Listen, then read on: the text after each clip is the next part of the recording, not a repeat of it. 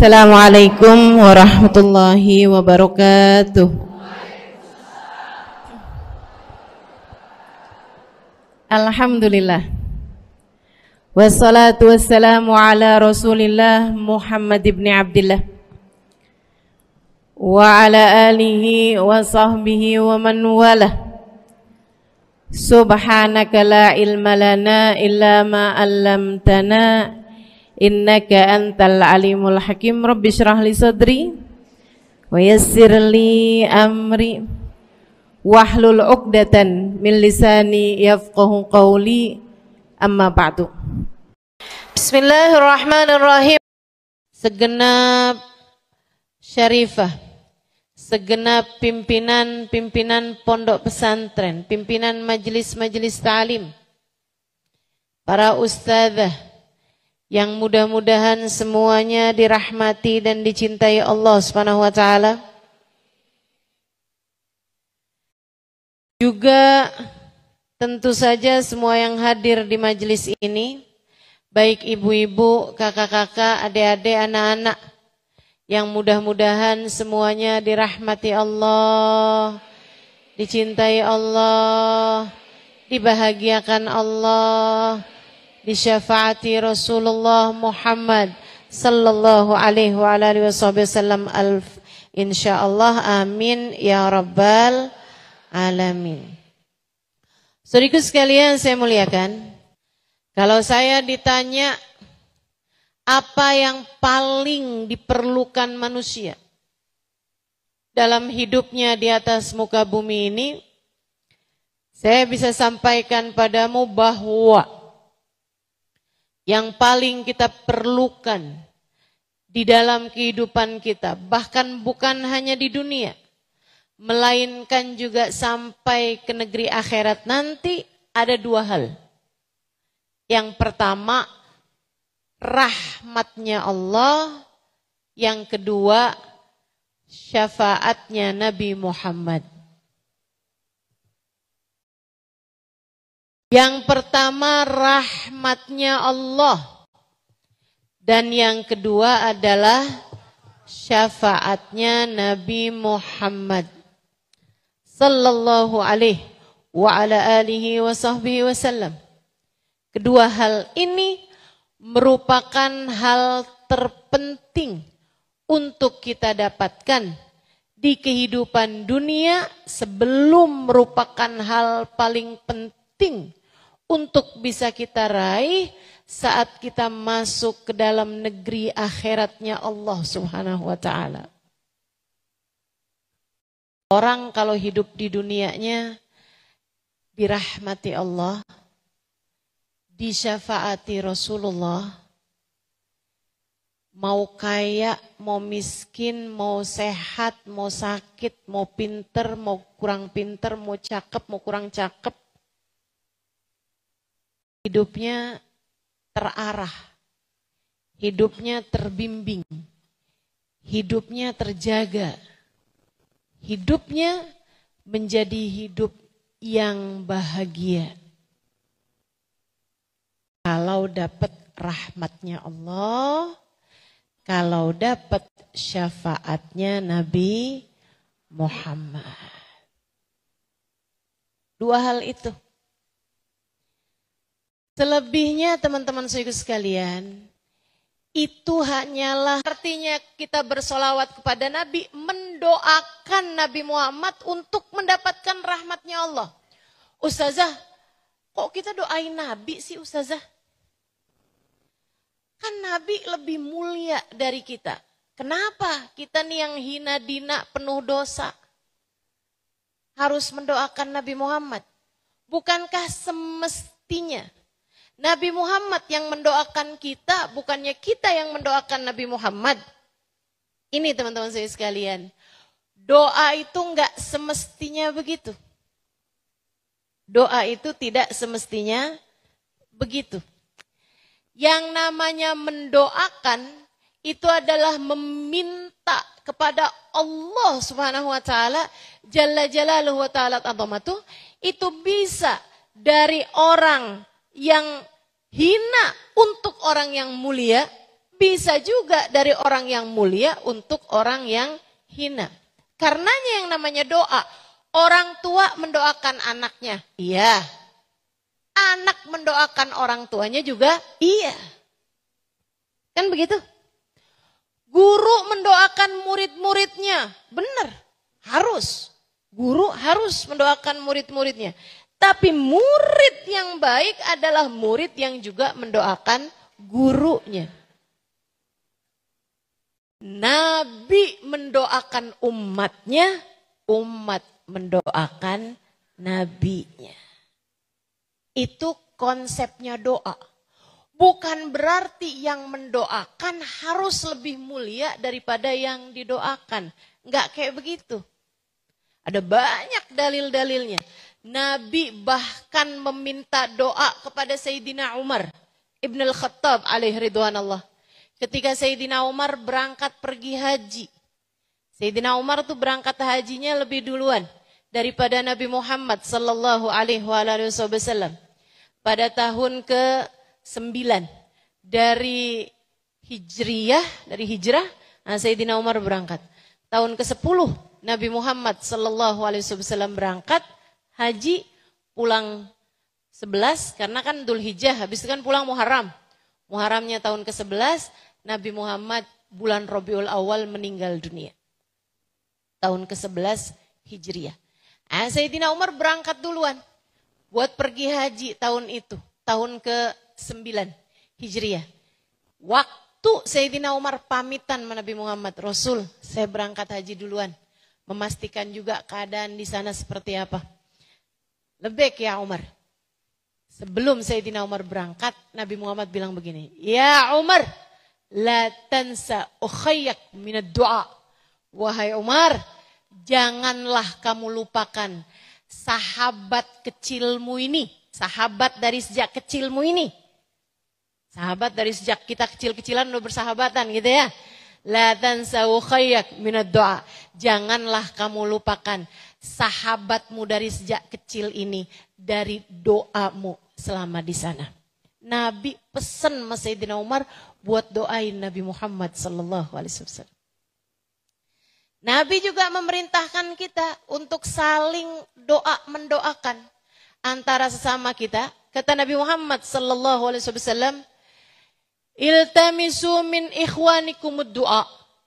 Mintalah doa, carilah doa dari orang-orang yang ada di sekitar kalian, dari saudara-saudara kalian sesama muslim, karena kamu gak pernah tahu dari lisan siapa Allah mengijabah sebuah doa. Jadi bersolawat kita kepada Nabi Muhammad adalah mendoakan Nabi Muhammad SAW biar Nabi Muhammad dapat rahmatnya Allah SWT yang diiringi dengan ta'zim, yang diiringi dengan cintanya Allah SWT dan pengagungannya Allah kepada Nabi Muhammad SAW. Ustazah, doain Nabi Muhammad dapat rahmat. Emangnya Nabi Muhammad kurang apa? Rahmatnya kok harus didoakan?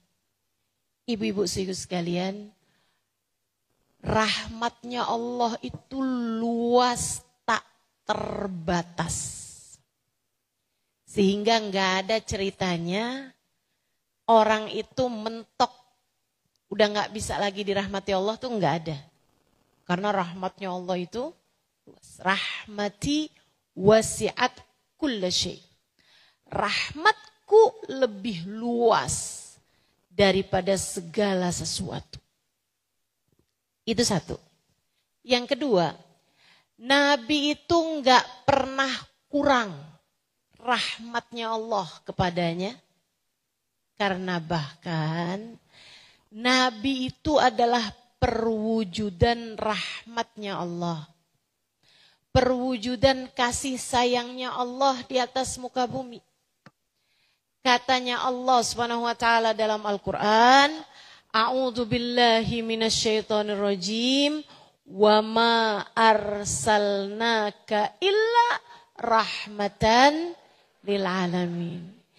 Tidaklah kami utus engkau wahai Nabi Muhammad melainkan sebagai bentuk kasih sayang kami di atas muka bumi. Engkau diutus sebagai rahmat kami, wahai Nabi Muhammad, kepada alam semesta. Jadi Nabi Muhammad itu aja udah rahmatnya Allah. Bagaimana rahmat perlu rahmat. Berarti percuma dong kalau kita sholawatan sama Nabi Muhammad, mendoakan rahmat buat Nabi Muhammad. Toh Nabi Muhammad sendiri merupakan rahmatnya Allah. Gak ada yang percuma.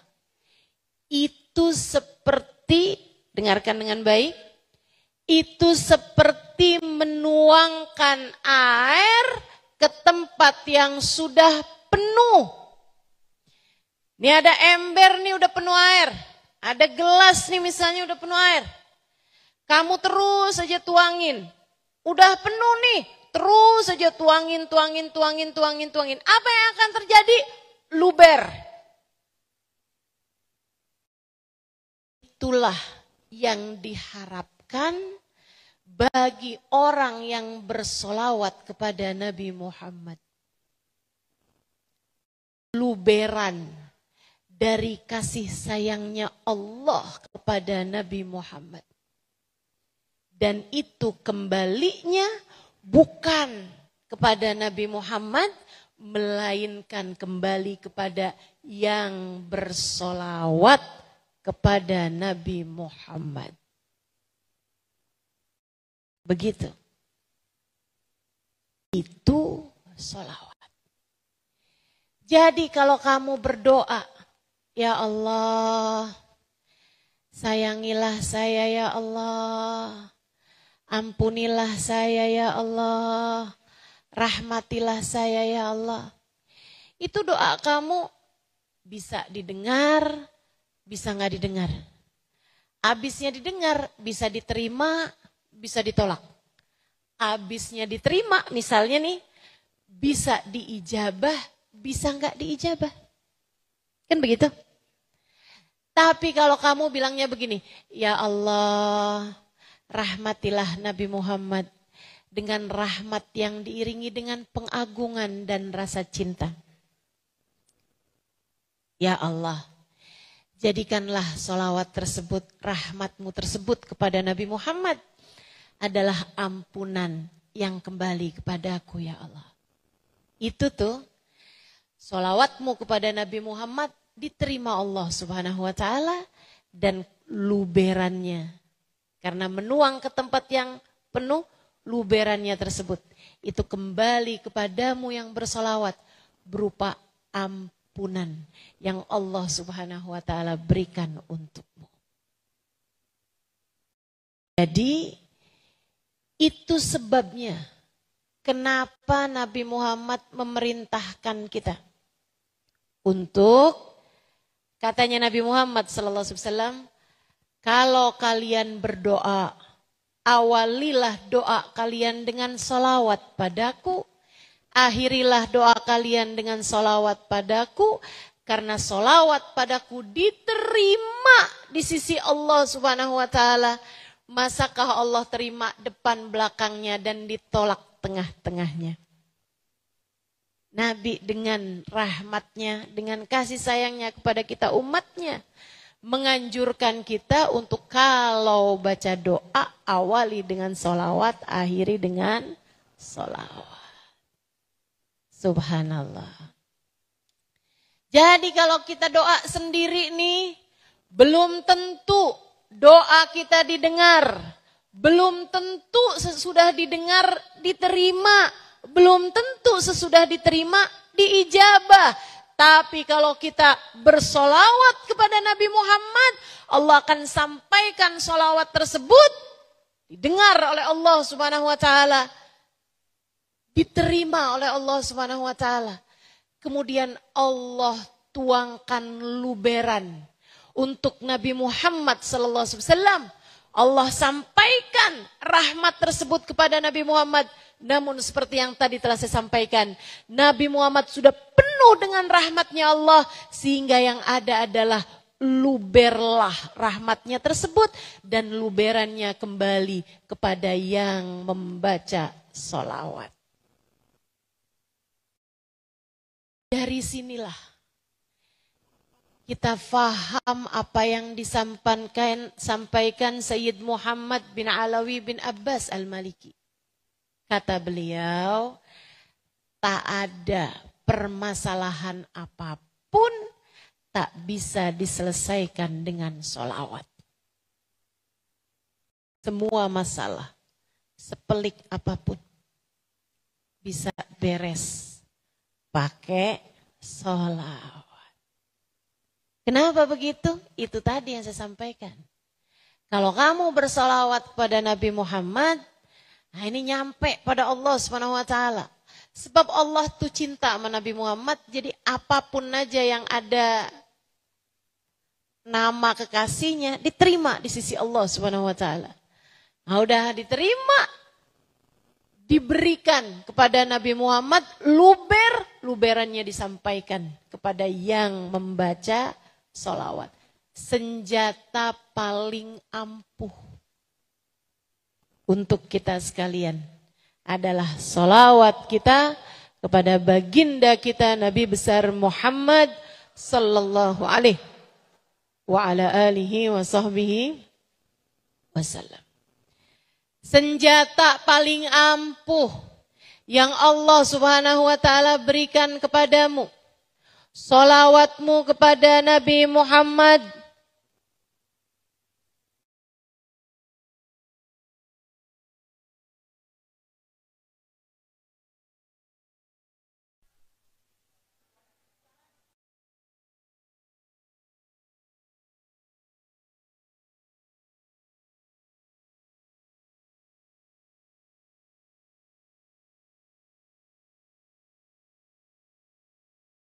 Senjata paling ampuh yang Allah Subhanahu wa taala berikan kepada kita adalah sholawat kita kepada baginda kita Nabi besar Muhammad sallallahu alaihi wa ala alihi wa sahbihi wasallam. Katanya Imam Asy-Syafi'i alaihi ridwanallah, kullu amal ibni Adam bainal qabuli wa raddiha illa salatu alal habibi Muhammadi fa innaha maqbulatun hatman bighairi taraddudi. Semua amalnya manusia ada yang diterima, ada yang ditolak, kecuali sholawat kepada Nabi Muhammad. Fa innaha maqbulah. Sholawatmu kepada Nabi Muhammad akan diterima Allah bighairi taraddudi, tanpa ada keraguan-raguan sama sekali. Maka bersolawatlah kepada Nabi Muhammad. Bersolawatlah kepada Nabi Muhammad.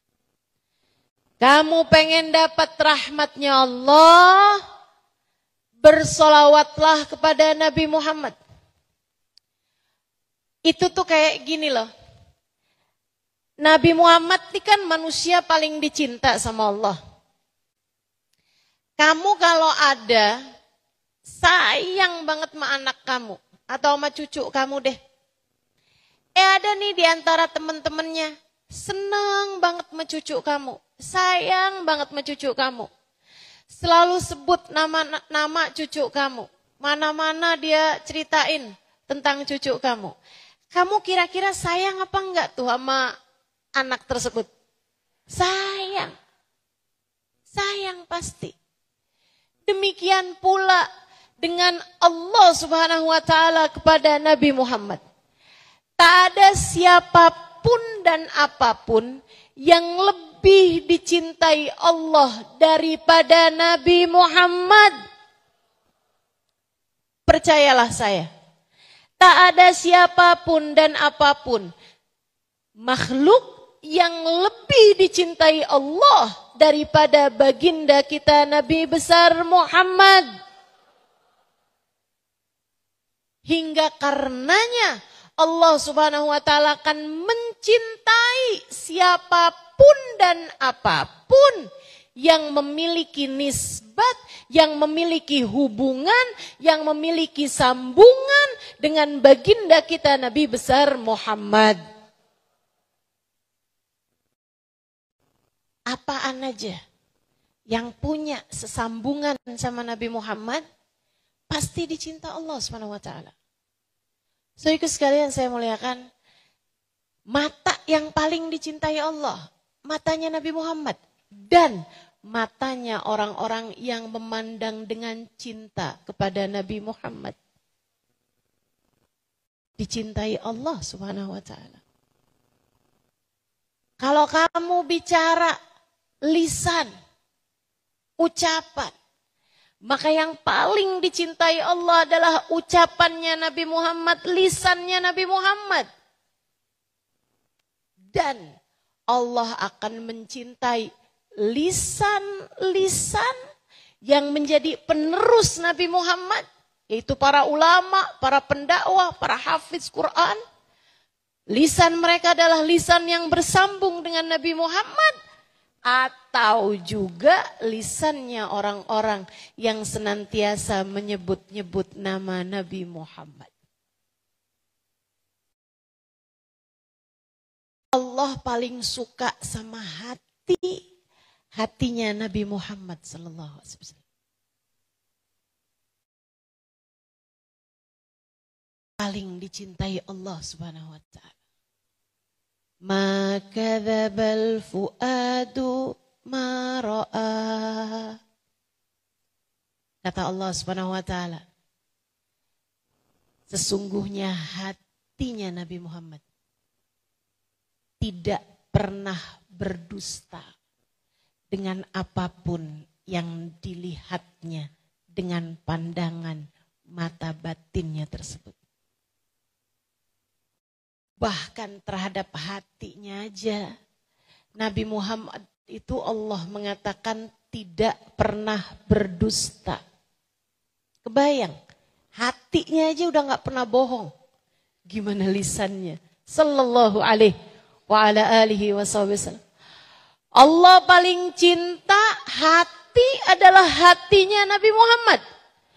Dan Allah juga akan cinta kepada semua hati yang mencintai Nabi Muhammad. Bahkan seperti yang pernah saya sampaikan, mungkin teman-teman sering dengar juga. Ada dulu seorang Yahudi nagih hutang sama Sayyidina Ibnu Abbas alaihi ridwanallah. Ditagih hutang, Sayyidina Ibnu Abbas lagi bakar roti. Sambilan bakar roti, Sayyidina Ibnu Abbas bilang, "Ntar ya, saya akan bayar hutang kamu, nungguin nih rotinya mateng." Iya dah. Sambilan itu Sayyidina Ibnu Abbas mengajak dia untuk masuk Islam. Yuk login aja.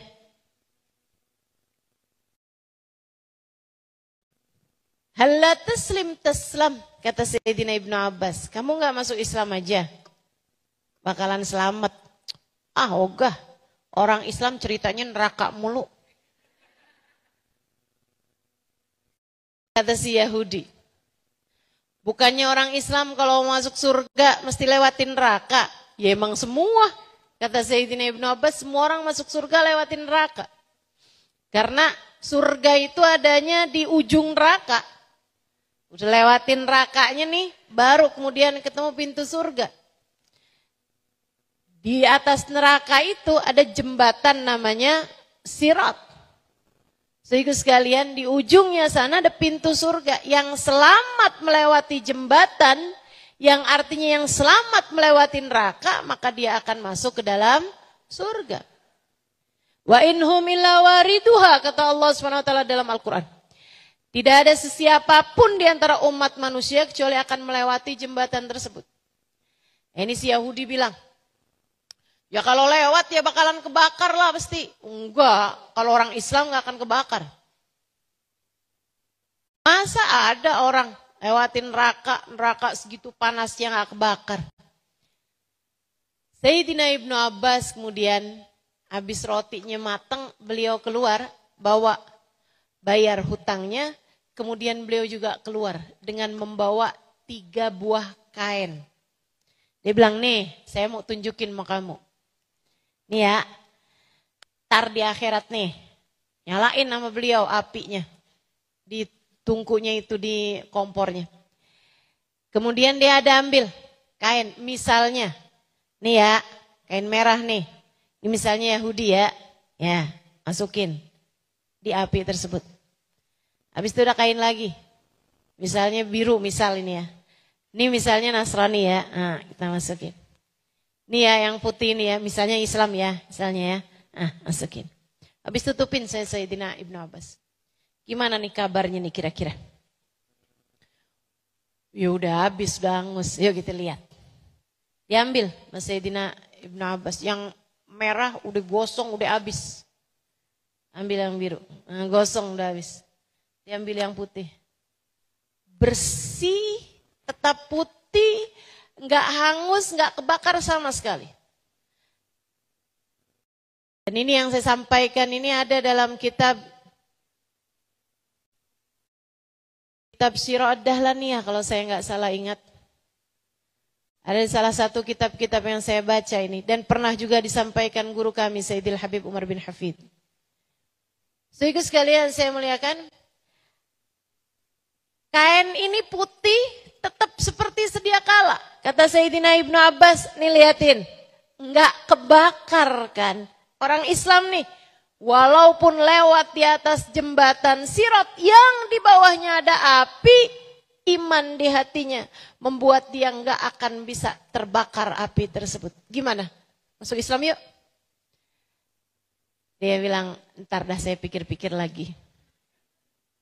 Cerita ini tersebar di Madinah dan tentu ini sesudah wafatnya Nabi Muhammad sallallahu alaihi wasallam. Orang-orang kemudian berdatangan kepada Sayyidina Ibnu Abbas bertanya, "Wahai Ibnu Abbas, kain apa yang kamu masukkan ke dalam api tapi api tidak dapat membakarnya?" Sayyidina Ibnu Abbas kemudian mengatakan, "Dzaka hirqah masah bihan Nabi sallallahu alaihi wasallam indama ariqa jasaduh." Itu adalah kain yang pernah dipakai Nabi Muhammad buat ngelap keringat beliau ketika beliau tengah berkeringat.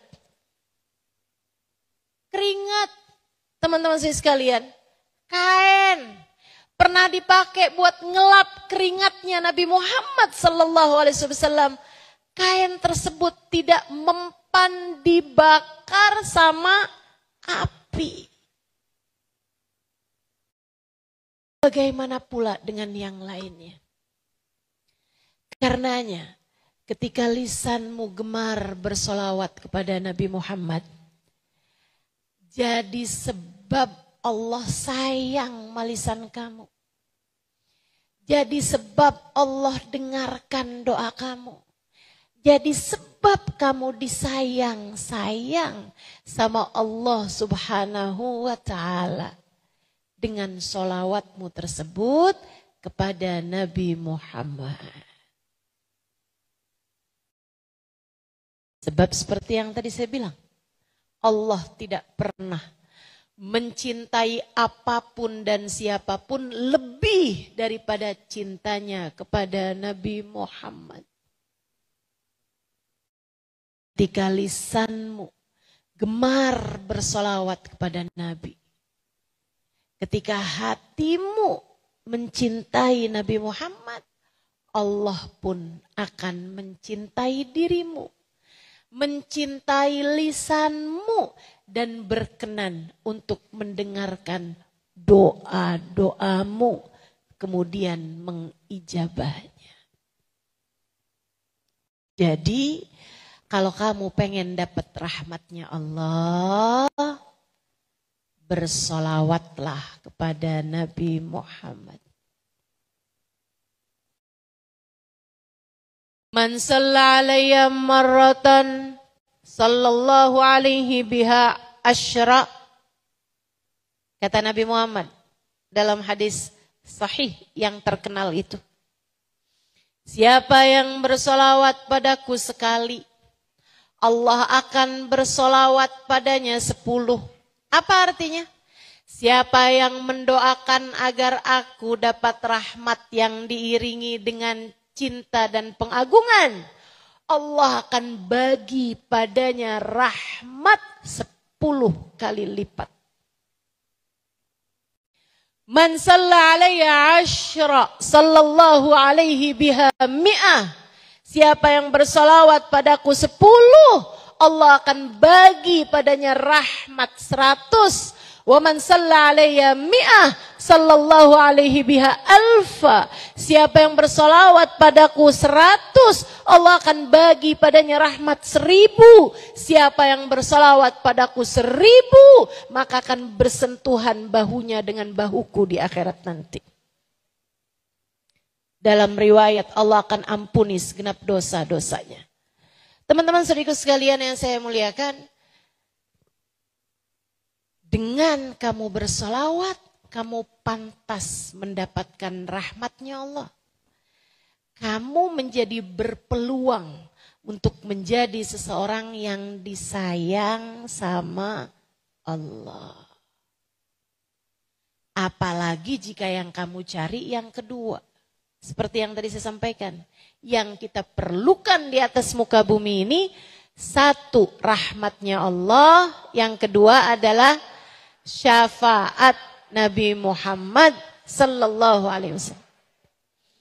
Kalau yang kamu cari selain rahmatnya Allah adalah syafaat Nabi Muhammad, Ustazah nih sebelum lanjut saya mau tanya Ustazah. Katanya ada orang di pojokan nih. Ustazah, jadi kita nih perlunya rahmatnya Allah bisa kita dapat dengan sholawat. Perlunya syafaat Nabi Muhammad bisa kita dapat dengan sholawat. Gimana kalau saya sholawatan aja saya gak usah sholat. Gak usah puasa. Gak usah zakat. Gimana Ustazah kalau kayak gitu? Bisa apa gak bisa? Gak bisa teman-teman. Gak bisa. Ini tuh ibadah tuh ibarat makanan. Yang namanya rahmatnya Allah itu vitamin. Gitu kan? Kamu itu yang kamu perlukan dari makanan bukan cuman vitamin. Betul gak?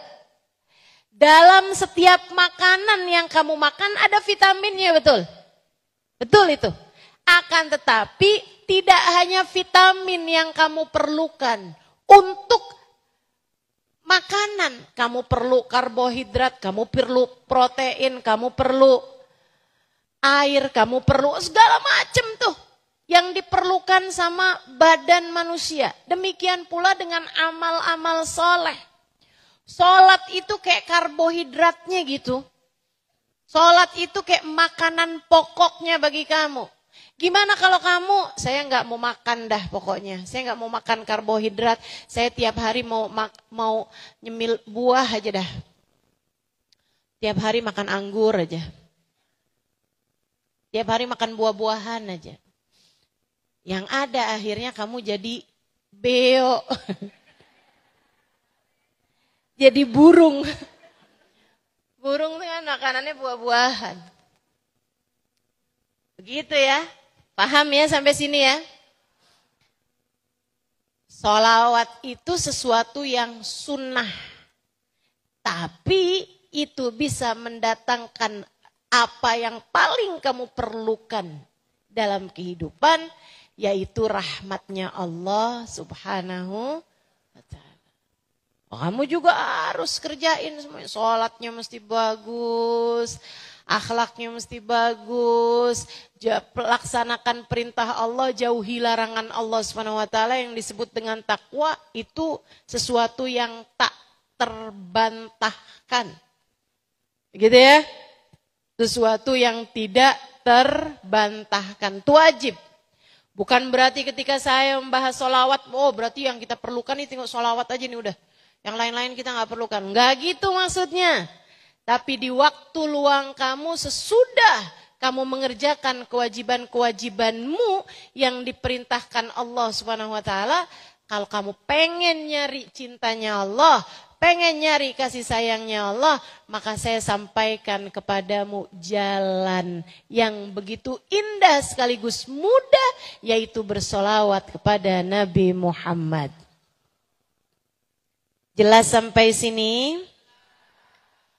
Teman-teman sekalian saya muliakan, jika yang kamu perlukan adalah syafaat Nabi Muhammad, maka syafaat tersebut paling mudahnya adalah kamu dapatkan dengan cara bersolawat kepada Nabi Muhammad.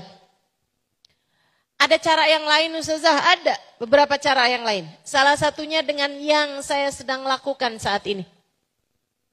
Berdakwah, mengajak orang kepada kebaikan, mengajarkan ajaran agama Islam kepada hamba-hamba Allah SWT, bagian dari salah satu cara kita mendapatkan syafaat Nabi Muhammad sallallahu alaihi wasallam.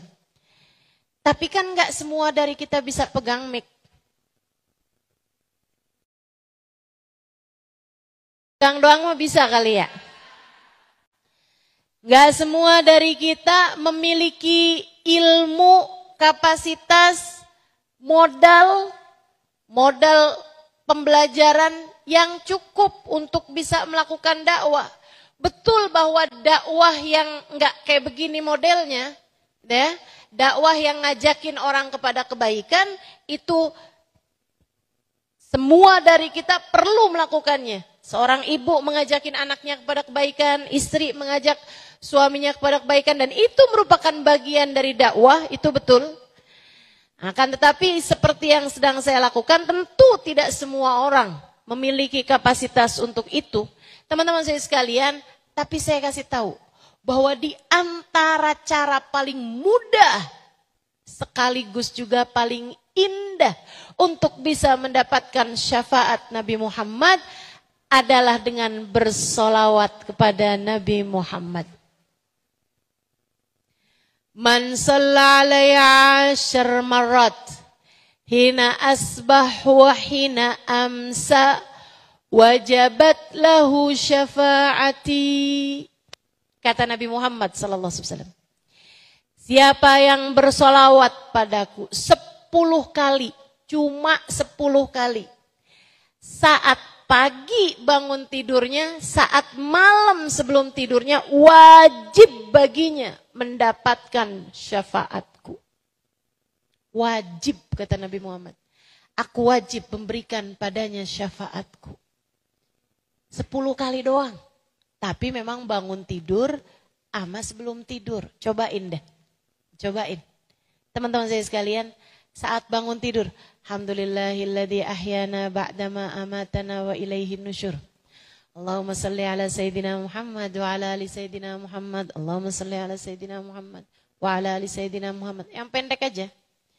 Jangan yang panjang-panjang, ntar kamu ketiduran lagi. Apalagi kalau pakai dilaguin. Allahumma salli ala Sayyidina. Wah, itu udah masuk mimpi lagi tuh. Mimpinya hadir majelis ya. Masya Allah.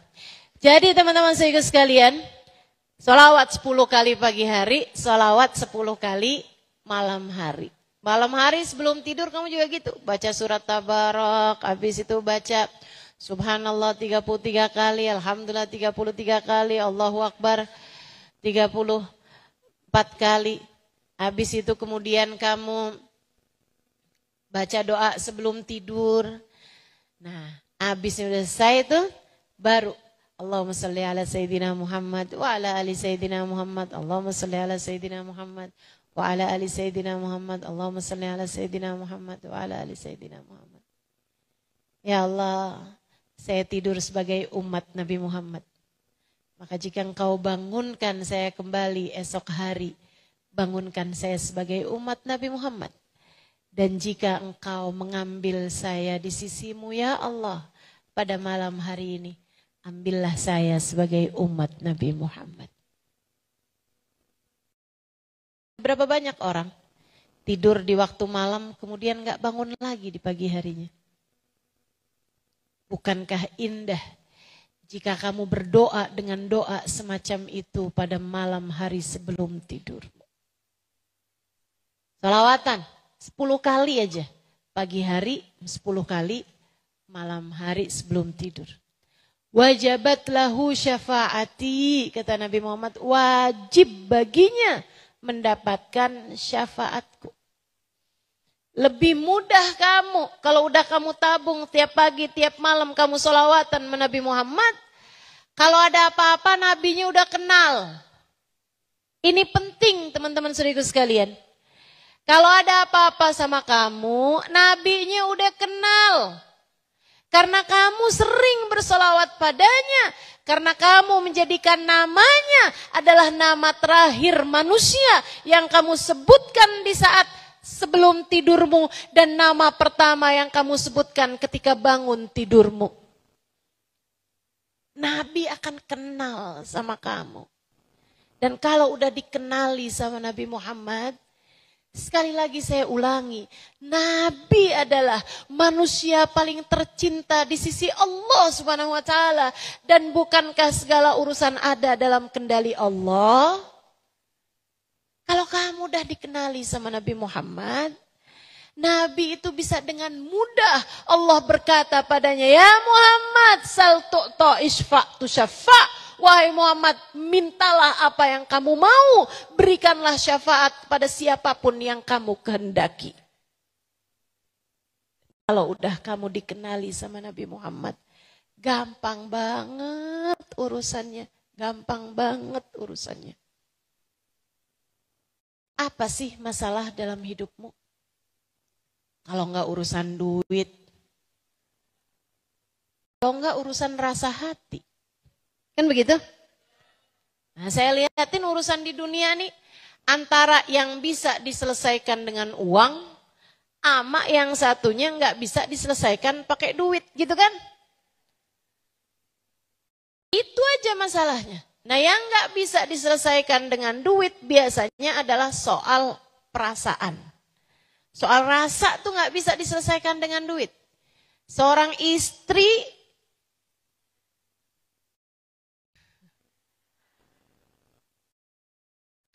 walaupun dia punya duit berapa, kalau hati suaminya tidak tertuju kepadanya, gak cinta lagi sama dia, susah. Mau apa dia? Rasa hati itu kayak begitu teman-teman saudara sekalian. Meskipun ada banyak sih istri-istri yang kalau ngambek bisa dibujukin sama suaminya dengan transferan. Itu hatimu murah. Kalau bisa diselesaikan pakai duit.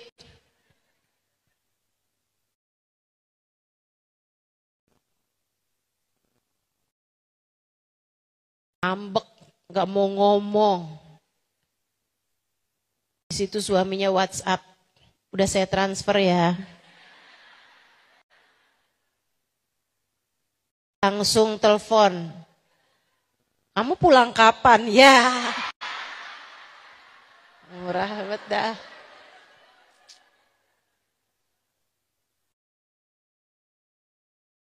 Kamu ketawa?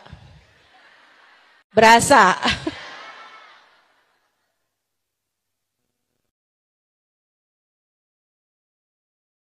Saya nggak berasa Ustazah, saya nggak punya suami. Ya iya.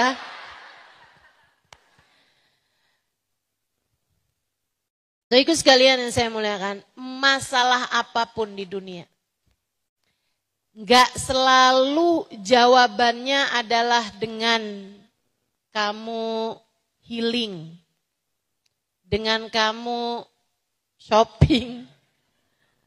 Gak gitu.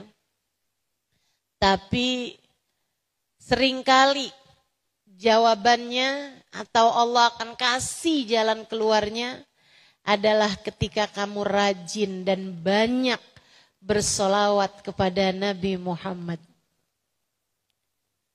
Misalnya nih ya, kamu dikasih sakit. Apakah jawabannya adalah uang? Ada banyak orang-orang yang punya duit banyak. Ketika Allah menghendaki dia sakit, duitnya nggak bisa apa-apa. Uang seberapapun banyaknya, nggak bisa menghalangi satu gigimu yang akan tanggal. Betul?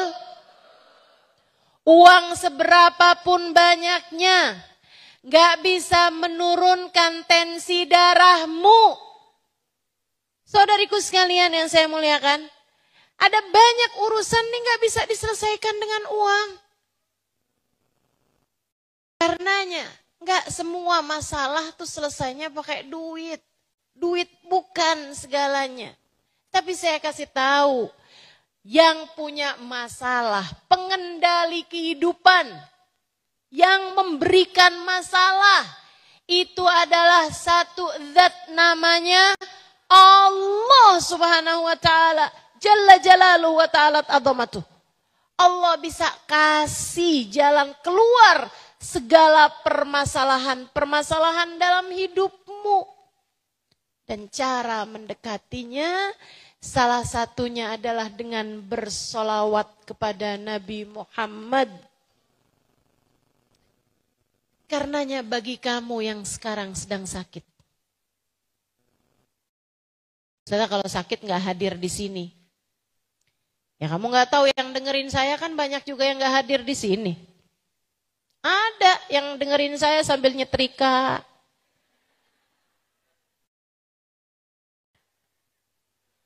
Kamu kayak nggak pernah aja.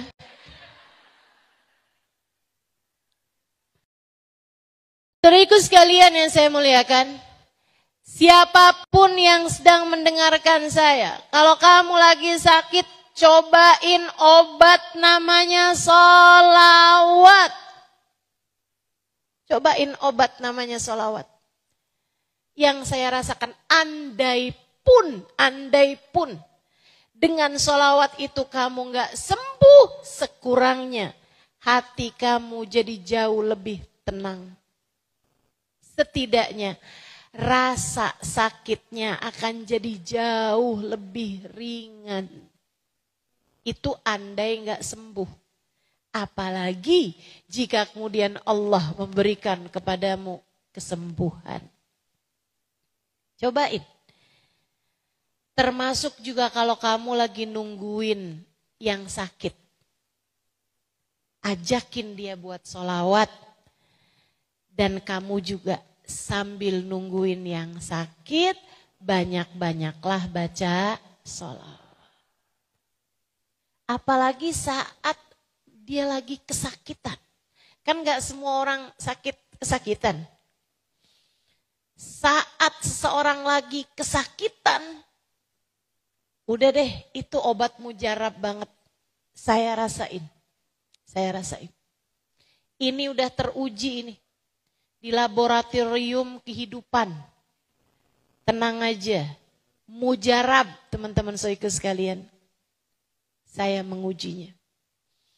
Tahun lalu saya dikasih sakit sama Allah SWT.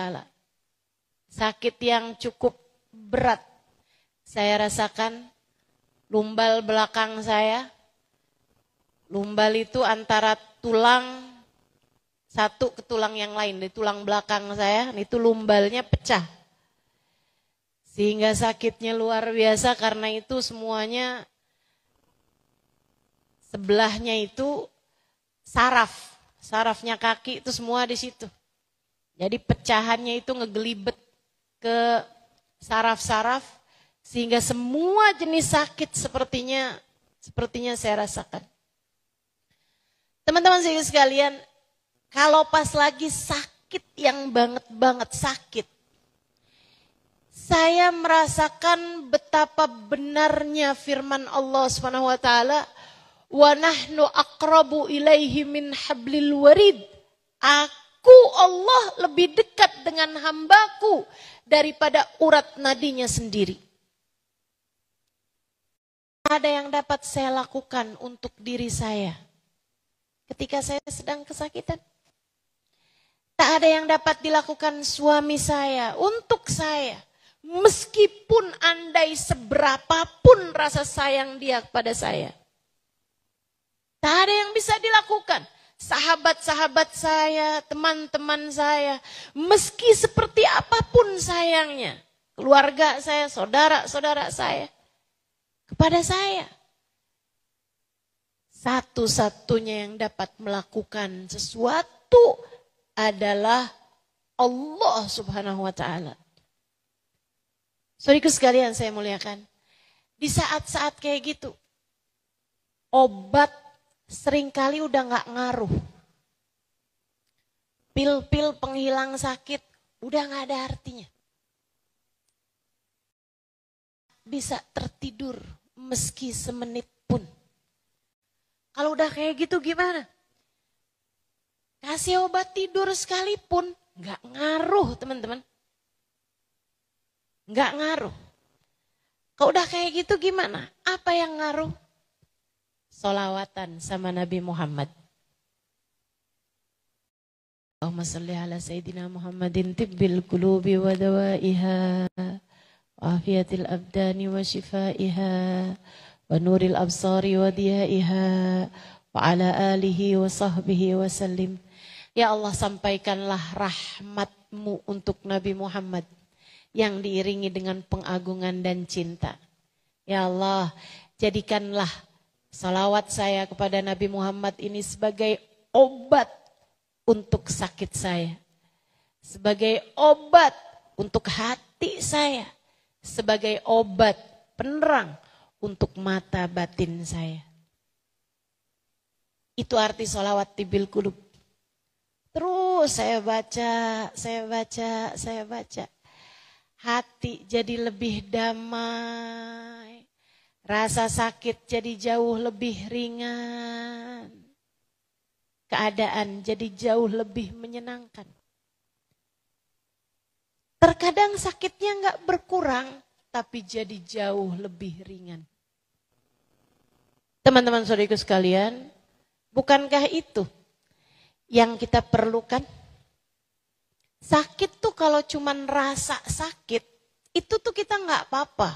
Ya sakit, tapi ya nggak apa-apa. Insya Allah jadi penyebab berguguran dosa. Insya Allah jadi penyebab naik derajat.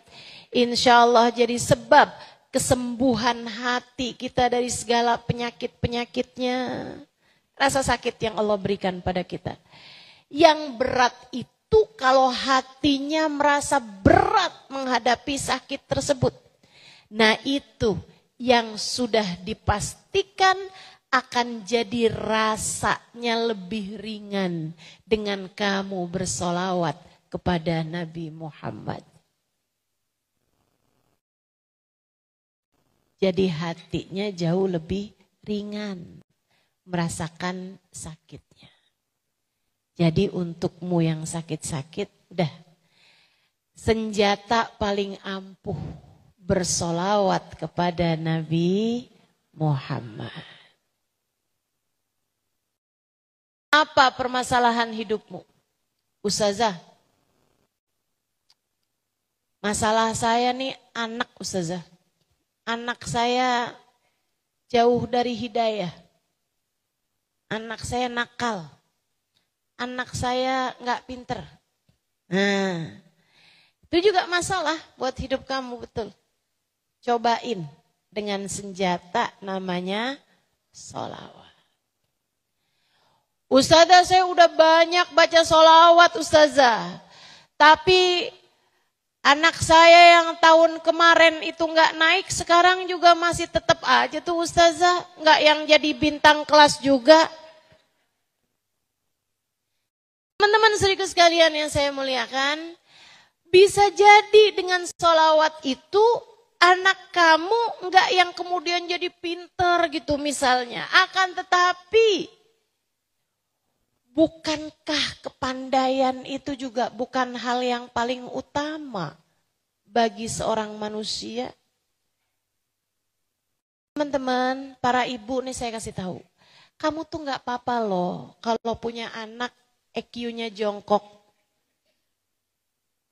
Gak apa-apa. Kalau kamu punya anak otaknya tuh enggak cair gitu. Rada-rada kental. Jadi kalau mikir itu agak-agak lambat gitu kan, nggak apa-apa loh teman-teman, nggak apa-apa. Tapi saya berharap kamu punya anak-anak menjadi anak-anak yang bahagia. Karena itu yang paling penting. Hidup bahagia, mati husnul khotimah, di akhirat masuk surga. Itu udah. Itu cita-cita kita. Selebihnya yang lain nggak apa-apa, nggak apa-apa. Sesekali sakit nggak apa-apa, sesekali sulit nggak apa-apa. Sepanjang hidup di dunia nggak pernah keluar negeri nggak apa-apa, nggak apa-apa. Bukan pengen ustazah haji umroh, iya mudah-mudahan saya doakan, bisa sampai langkah kakimu ke sana. Tapi ibarat kata nggak bisa. Itu juga nggak apa-apa, teman-teman sekalian. Ibaratnya nih sampai dengan mati nggak pernah berangkat haji, umroh gitu, nggak apa-apa juga, nggak apa-apa. Yang apa itu kalau itu tadi kamu nggak hidup bahagia, yang masalah itu kalau sampai mati nggak husnul khotimah, yang masalah itu kalau di akhirat nggak masuk surga, itu masalah. Buat kamu dan buat keluarga kamu, anak-anak kamu. Itu yang masalah itu dia. Kalau dia nggak bahagia, kalau dia nggak jadi hamba Allah yang benar hidupnya di dunia, itu masalah buat mereka. Yang masalah itu kalau anak-anakmu, nauzubillah min dzalik, para pendosa, itu masalah bagi kamu. Masalah bagi dia, masalah bagi kamu juga sebagai orang tuanya. Karenanya teman-teman saya sekalian, kalau misalnya nih ustazah, anak saya jauh dari hidayah ustazah, anak saya ustazah, ninggalin kewajibannya kepada Allah dan dosa-dosa besar bahkan dia lakukan ustazah. Apa yang harus saya lakukan? Cobain sholawatan. Saya kesian sama orang-orang tua yang anaknya jauh dari Allah Subhanahu wa taala. Saya kesian. Saya bersamamu, wahai para ibu yang ngerasa anakmu jauh dari Allah Subhanahu wa taala. Saya bersamamu, saya akan mendoakanmu. Tapi selain daripada itu, kamu sebagai orang tuanya, kamu adalah senjata, doamu adalah senjata paling tajam untuk bisa menjadikan anakmu hamba yang bertakwa pada Allah Subhanahu wa taala. Kamu bisa bantu anakmu dengan doamu. Dan kamu bisa bantu ijabah doamu dengan sholawatmu kepada Nabi Muhammad. Sholawatan yang banyak, Bu, sholawatan yang banyak. Sholawatan yang banyak. Setelah anak saya enggak sholat, sholawatan yang banyak. Kamunya, sholawatan yang banyak. Ustazah, anak saya kena segala macam ya. Zaman-zaman sekarang itu kan. Ngeri benar. Gaulannya udah begitu, ya kan? Makanya nih mesti kita benar-benar bantu dengan doa. Dan doa kita sekali lagi dibantu dengan sholawat. Sholawatan yang banyak, sholawatan. Terus saja kamu baca sholawat, terus kamu baca sholawat. Insya Allah permasalahan apapun dalam hidup akan mudah teratasi dengan kamu bersolawat kepada Nabi Muhammad. Ustazah, hati lagi sumpek, lagi sempit rasanya. Apa yang harus saya lakukan? Sholawatan aja coba. Sholawatan yang banyak. Saya gitu. Kalau lagi ngerasa kayaknya hati nggak enak banget nih perasaannya. Emang Ustazah pernah ngerasain kayak gitu? Ya, saya kan manusia. Pikir saya makhluk asing apa gimana nih? Kalau lagi hati nggak enak perasaannya, kalau lagi saya ngerasa kok akhlak saya berantakan ya. Kalau saya lagi ngerasa kok ini adab saya tidak terjaga, kok susah banget mengendalikan rasa hati. Ketika itu terjadi dalam hidup saya, maka cara paling mudah, paling efisien, sekaligus juga seperti yang berulang kali saya sampaikan, cara yang paling indah untuk saya bisa memperbaiki hal itu adalah dengan bersolawat kepada Nabi Muhammad. Lawatan. Duduk solawatan. Sambil bilang, ya Allah, saya umatnya Nabi Muhammad tolong bantuin. Ya Allah, bukankah Engkau telah menjadikan akhlak Nabi Muhammad begitu indah. Saya umatnya dengan berkah Nabi Muhammad. Karuniakan kepada saya akhlak yang indah juga. Ya Allah, dengan berkah akhlaknya Nabi Muhammad. Tularkan, cipratkan, biaskan cahaya akhlaknya Nabi Muhammad dalam diri saya, ya Allah. Bukankah hati Nabi Muhammad adalah hati yang paling indah? Dengan keberkahan keindahan hati Nabi, ya Allah, saya umatnya, karuniakan kepada saya keindahan hatinya. Terus begitu, sambilan baca salawat. Allahumma salli ala Sayyidina Muhammadin salatan taghfiru bihad dunub wa tuslihu bihal qulub wa tantaliku bihal usub wa talinu bihas su'ub wa ala alihi wa sahbihi wa man ilaihi mansub. Salawatnya Habib Saleh Al-Hamid. Ya Allah, sampaikanlah salawatmu kepada Nabi Muhammad. Rahmat yang diiringi dengan cinta dan pengagungan, ya Allah. Dan salawat tersebut bagikan kepada saya berupa taufiru bihal dunub, ampunan atas dosa-dosa saya. Tuslihu bihal gulub, bikin bagus hati saya, ya Allah. Tantaliku bihal usub, yang ruwet-ruwet jadi terurai. Masalah-masalah yang jelimet-jelimet menjadi masalah tersebut jadi jelas, jadi gamblang. Masalah yang ruwet-ruwet jadi bagus semuanya, jadi benar semuanya, ya Allah.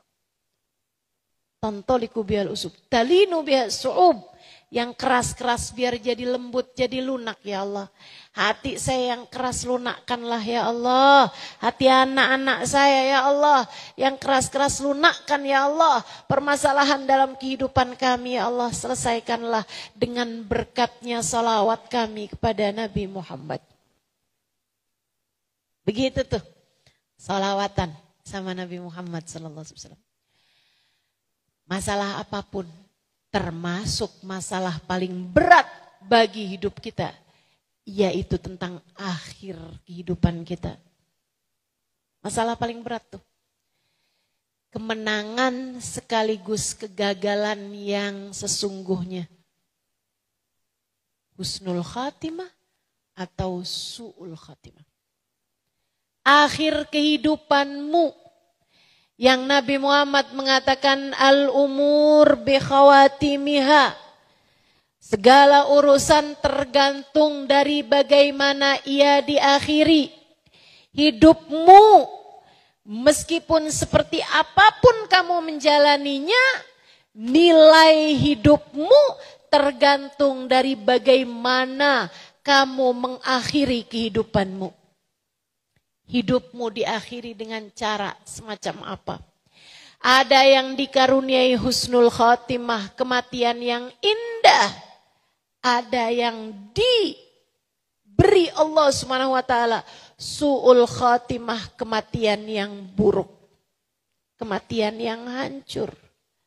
Kematian yang celaka. Saudaraku sekalian yang saya muliakan, semoga Allah karuniakan kepada kita husnul khatimah. Akhir kehidupan kita jadi saat pesta bagi kita. Akhir kehidupan kita menjadi kehidupan yang sangat menyenangkan bagi kita. Amin. ya Rabbal Alamin. Diakhiri kehidupan kita dalam husnul. Penting nih, paling penting bagi hidup kita. Nah, husnul khotimah, salah satu cara meraihnya, selain daripada kita harus jaga hidup, selain daripada kita harus doa minta sama Allah SWT, juga bisa kita raih ketika kita mendapatkan syafaat Nabi Muhammad SAW. Dan itu salah satunya bisa kita dapatkan dengan kita memperbanyak membaca salat. Saya jadi ingat sebuah kisah yang dulu sering saya bawakan kisah ini. Ada disebutkan dalam kitab-kitab juga dan juga berulang kali disampaikan oleh guru kami, Sayyidil Habib Umar bin Hafid, tentang seorang pemuda yang pergi haji barengan sama bapaknya. Di tengah jalan bapaknya meninggal dunia. Gurun pasir, pergi haji zaman itu ya, naik unta. Tengah-tengah gurun pasir bapaknya sakit, gak lama kemudian meninggal dunia. Masalahnya habis meninggal dari ujung rambut ke ujung kaki jadi hitam legam. Anaknya sedih bener. Dia gimana mau nyolatin, gimana mau tayamumin, gak ada air kan. Dia mau tayamumin dulu, habis tayamumin kafanin, habis kafanin dia sholatin, habis sholatin dia mau nguburin. Tapi dia mau ngerjain itu semuanya. Jadi bingung ketika melihat badan bapaknya ini dari ujung rambut ke ujung kakinya hitam legam. Sedih, nangis, ditutupin badan bapaknya ini dengan kain surban yang dia bawa. Habis itu dia nangis aja di samping, ya Allah, ya Allah, ya Allah. Kesiannya bapak saya, ya Allah, kesiannya bapak saya. Dia nangis di samping jenazah bapaknya sampai ketiduran. Kayak hilang gitu, ketiduran. Di saat dia tertidur itulah dia bermimpi seseorang mendekatinya. Kemudian perlahan membuka penutup kain dari wajah bapaknya. Kemudian mulai mengusap dengan tangannya, tangan kanannya dia mulai mengusap dari kepalanya sampai ke ujung badannya, sampai ke kakinya. Bersama dengan usapan seseorang tersebut, badan bapaknya yang semula hitam legam kembali seperti semula, bahkan lebih bercahaya. Senang banget dong. Dia bilang, man antal ladzi yadhhaba minni hammi wazni. Siapa kamu orangnya yang telah mengangkat kesedihan saya, menghilangkan gundah gulana saya. Saya dari tadi sedih banget lihat keadaan bapak saya ini. Orang tersebut mengatakan, ya bunai, inni ana Rasulullah Muhammad bin Abdullah. Nah, saya adalah Nabi Muhammad. Inna abaka kana musrif ala nafsi. Bapak kamu ini ada dosa-dosa yang dia lakukan waktu hidup di dunia. Membuat Allah Subhanahu wa taala murka padanya. Akan tetapi ayah kamu ini cinta padaku dan senang bersolawat kepadaku. Maka ketika aku diberitahu bahwa dia telah meninggal dunia dan badannya hitam legam,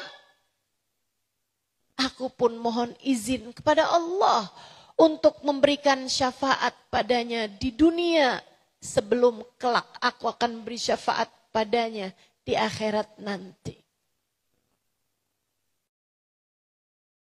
Udah tuh. Habis itu dia bangun dari tidur dan mendapati badan ayahnya telah kembali seperti sedia kala sesuai dengan mimpinya tersebut. Sejak itu dia pun ngapa-ngapain baca sholawatan aja.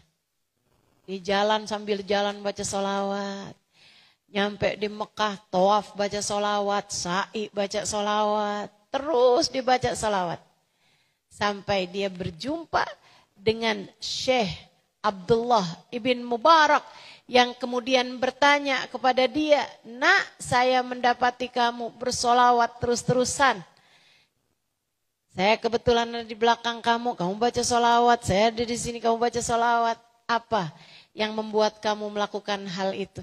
Dia pun bercerita, "Saya pergi haji ini enggak sendirian, saya asalnya sama bapak saya." Diceritakanlah apa yang dialami di dalam perjalanan tersebut.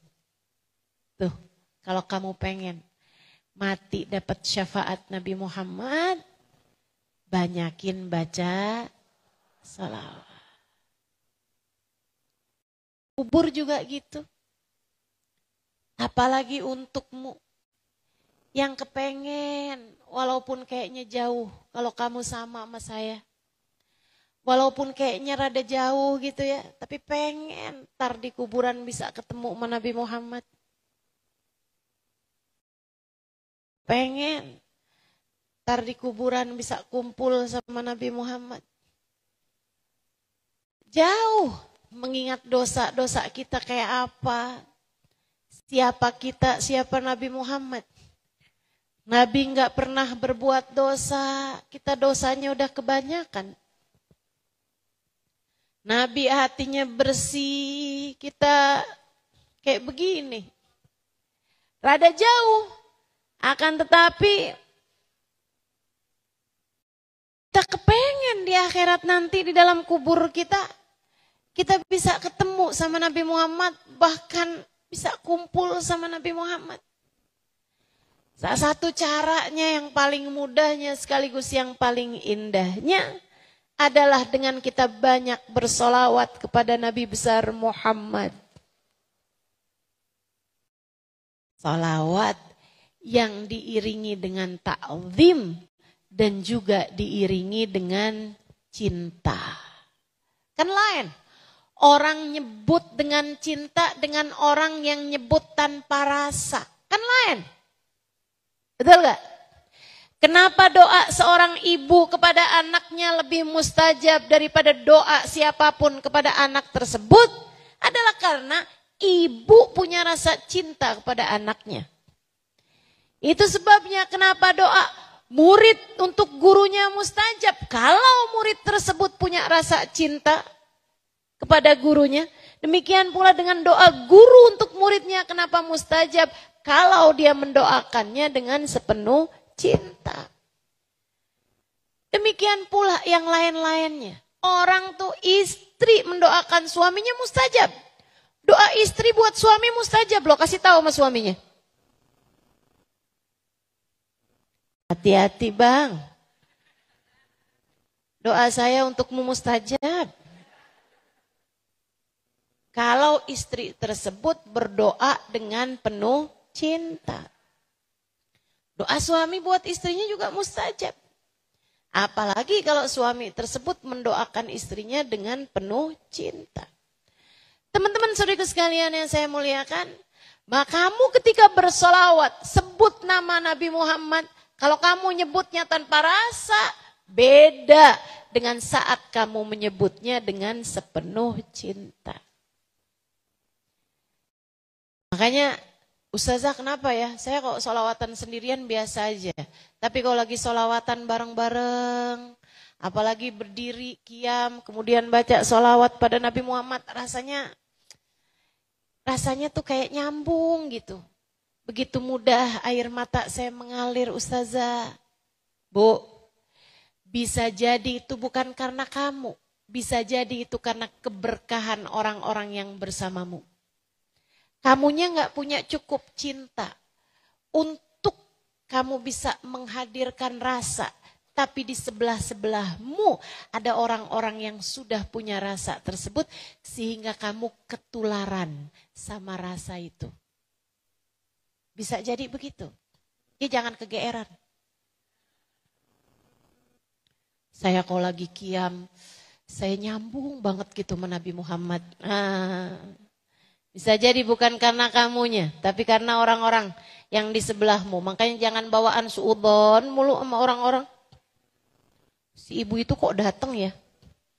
Dia kan padahal baru bercerai tuh sama lakinya. Nah, bahaya. Jangan, udah gak usah. Nggak usah lihat sana, nggak usah lihat sini. Merasalah bahwa di majelis adalah kamu orang yang bisa jadi paling hina di majelis tersebut. Bisa jadi kamu adalah yang paling banyak dosanya di antara semua yang hadir di majelis itu. Merasalah seperti itu sehingga insya Allah ampunan yang datang padamu paling banyak. Berharaplah seperti itu sehingga Allah Subhanahu wa taala lebih mudah untuk mengijabah doa-doamu tersebut. Bersolawat kepada Nabi Muhammad sallallahu alaihi wasallam. Urusan dunia, urusan akhirat. Sampai nanti kamu datang ke padang mahsyar. Katanya Nabi Muhammad sallallahu alaihi wasallam, aqrabukum minni majlisan aktsarukum alayya salatan. Yang paling dekat tempatnya denganku di akhirat adalah yang paling banyak baca solawatnya kepadaku. Penting banget buat ngetek tempat di akhirat nanti dengan kamu bersolawat kepada Nabi di atas muka bumi ini. Ini kan yang suka hadir-hadir di majelis saya, apalagi kalau majelisnya yang besar-besar, biasanya tuh kan suka datang lebih awal buat ngetekin tempat. Betul? Itu bisa kamu lakukan buat di akhirat. Ngetek tempat deket sama Nabi Muhammad sallallahu alaihi wasallam. Ya meskipun yang modelan kayak kita sedekat-dekatnya juga ya ya masa kita mau barengan rombongan deket-deketnya sama Sayyidah Fatimah, Sayyidah Aisyah, siapa kita? Betul? Betul? Ya tapi kan seenggaknya gitu, seenggaknya bisa lihat mukanya Nabi. Bisa kecium wanginya Nabi. Betul gak? Seenggaknya gitu, Nabi kalau ngomong apa-apa telinga kita bisa kedengeran. Di jarak yang enak gitu kan buat lihat Nabi Muhammad sallallahu alaihi wasallam. Nah kalau itu yang kamu inginkan, ngetek tempatnya dari sekarang teman-teman saudaraku sekalian. Caranya gimana tuh? Sholawatan yang banyak. Sebab Nabi Muhammad bilang yang paling dekat tempatnya denganku di hari akhirat, di padang mahsyar nanti adalah yang paling banyak baca sholawatnya di antara kalian. Insya Allah. Sholawatan. Kamu lagi ngapain? Ketek tempat. Gitu kan? Oh, pegang tasbih mulu sekarang kata suaminya, ngetek tempat bang. Tenang, ntar kalau saya dapat tempatnya juga deketan, ntar abang juga dah. Saya doain biar gak jauh-jauh juga. Kita dan seluruh keluarga kita. Insya nanti saat lewat jembatan, saat amal kita ditimbang, kita juga perlu banyak syafaat Nabi Muhammad. Dan itu semuanya bisa kita dapat dengan kita memperbanyak membaca sholawat. Maka hal penting buat kita lakukan selama sisa hidup kita di atas muka bumi ini. Yuk, sholawatan. Insya Allah. Urusan dunia, urusan agama, urusan akhirat. Urusan kita dengan diri kita, urusan kita dengan sesama hamba-hambanya Allah Subhanahu wa taala. Urusan kita dengan sakit, urusan kita dengan rezeki, urusan kita dengan jodoh, urusan kita dengan apapun aja. Ada banyak di antara urusan-urusan tersebut yang jadi jauh lebih mudah, jauh lebih terjaga, jauh lebih aman keadaan kita ketika kita banyak sholawat kepada Nabi Muhammad sallallahu alaihi wasallam. Yuk kita akhiri majelis kita dengan kita sholawatan kepada Nabi Muhammad. Kita membaca sholawat tibbil qulub 8 kali. Kita niatkan biar hati kita pada sehat. Biar pikiran kita pada sehat. Biar yang sedang sakit-sakit badannya juga Allah kasih kesehatan. Dari diri kita ataupun dari keluarga kita. Yang ada air silahkan dibuka airnya. Nanti kasih minum buat keluarganya. Yang udah gak ada airnya udah habis jangan ngambil air tetangganya. Kita minta pada Allah Subhanahu wa taala, semoga Allah Subhanahu wa taala karuniakan kesehatan zahir batin buat semuanya insyaallah. Kita juga niatkan yang sedang sakit-sakit dari sahabat-sahabat kita, keluarga kita, terutamanya buat orang tua kita yang sedang sakit, Allah Subhanahu wa taala semoga sehatkan badan mereka semuanya insyaallah. Saudara-saudari kita yang sedang sakit, semoga Allah Subhanahu wa taala angkat penyakitnya. Allah pulihkan, Allah sehatkan zahir batin kita semuanya insyaallah. Dan lebih daripada semuanya, kita punya penyakit-penyakit hati, mudah-mudahan Allah sehatkan. Alhamdulillah. Wassalatu wassalamu ala Rasulillah Muhammad ibn Abdillah wa ala alihi wa sahbihi wa man wala. Subhanaka la ilma lana illa ma 'allamtana innaka antal alimul hakim. Rabbi shrah li sadri wa yassir li amri wahlul 'uqdatan min lisani yafqahu qawli, amma ba'd. Saudaraku sekalian yang saya muliakan, apa sih artinya hijrah? Hijrah itu artinya pindah. Pindah dari satu keadaan kepada keadaan yang lainnya. Diwajibkan untuk hijrah dari keadaan yang buruk menuju kepada keadaan yang baik.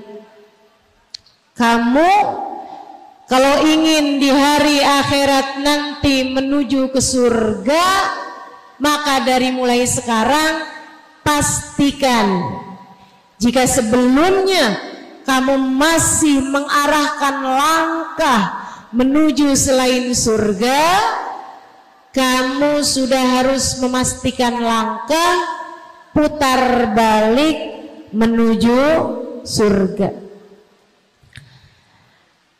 Maka saya akan sampaikan padamu beberapa pesan.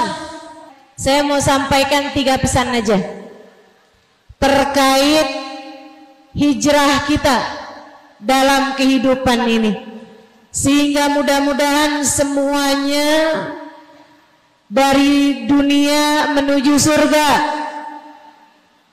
dari kehidupan di dunia ini hidup dalam keadaan bahagia, amin, sampai mati husnul khotimah, di akhirat nanti masuk surga. Sekali lagi mudah-mudahan hidup kita di dunia bahagia, mati husnul khotimah, di akhirat masuk surga. Kalau kamu pengen ketiganya, hidup bahagia, mati husnul khotimah, di akhirat menuju surga, nih saya kasih tahu 3 pesan saya. Yang pertama, bagusin niat. Apapun yang kamu lakukan, siapapun kamu, dan apapun yang kamu lakukan baru benar-benar bermakna apabila niatnya bagus. Katanya Imamul Haddad, man saluhat niyatuhu saluhat a'maluhu la mahala. Orang kalau niatnya bagus, perbuatannya bakalan bagus pasti. Wa man sa'at niyatuhu sa'at a'maluhu la mahala. Dan kalau niatnya jelek, perbuatannya bakalan jelek.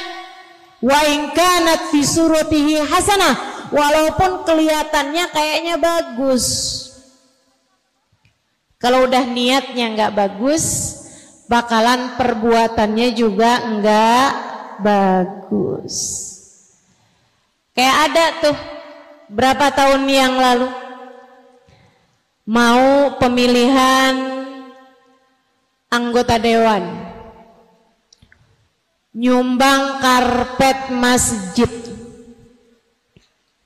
biar dipilih. Nyumbang karpet masjid, perbuatan bagus apa nggak bagus? Niatnya biar dipilih, bagus apa nggak bagus? Saudaraku sekalian, ternyata abisnya pemilihan dia nggak kepilih, karpetnya diambil lagi. Masjidnya nggak punya karpet, kesian. Ada lagi nyumbang pintu masjid,